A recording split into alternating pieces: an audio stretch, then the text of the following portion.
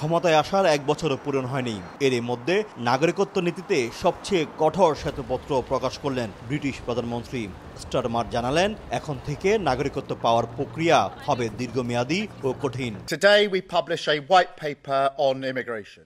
আজ আমরা অভিবাসন নিয়ে একটি হোয়াইট পেপার প্রকাশ করেছি। এই কৌশলগত পরিকল্পনা আমার পরিবর্তনের রূপরেখার কেন্দ্রে রয়েছে, যা আমাদের সীমান্তের ওপর নিয়ন্ত্রণ পুনরুদ্ধার করবে। And close the book.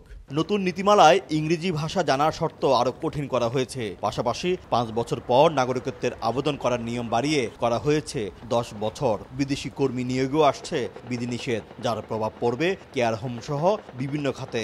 5 বছর পর আপনার আইএলআর পাইতো, তো এখন দেখা যাচ্ছে যে আপনার আফটার 5 ইয়ার আবার স্পন্সরশিপে যেতে হবে। তো এইটা একটু আমাদের কমিটির জন্য স্বস্তিজনক হবে না। বিশেষ করে বাইরের থেকে এসেছে এবং বাইরের দেশের অভিবাসী, তাদের জন্য এটা খুবই কঠিন হবে।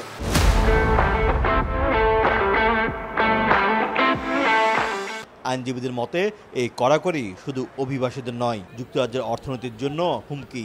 এতে কমবে দক্ষ জনশক্তি, বাড়বে সামাজিক চাপ। গভর্নমেন্টের প্রপোজালটা হচ্ছে হয়তো কিছুদিনের মধ্যেই তারা সবাইকেই 10 ইয়ার্সের ক্যাটাগরিতে নিয়ে আসবেন। তার মানে হচ্ছে আপনি লিগেলি যদি এই দেশে 10 ইয়ার্স থাকেন, রিগার্ডলেস অফ ওয়েদার পার্টনার ও প্যারেন্ট ও ইন এনি আদার ক্যাটাগরি, তাহলে আপনি ইনডেফিনিট লিভ টু রিমেইন পাবেন। এটা আমাদের জন্য একটা অশনি সংকট। 2024 সালে যুক্তরাজ্যে স্থায়ী বসবাসের অনুমতি পেয়েছেন 1,62,000 অভিবাসী, যা আগের বছরের তুলনায় 35% বেশি। কিন্তু নতুন নিয়মে সেই প্রবাহে পড়তে যাচ্ছে বড় ধরনের ধাক্কা।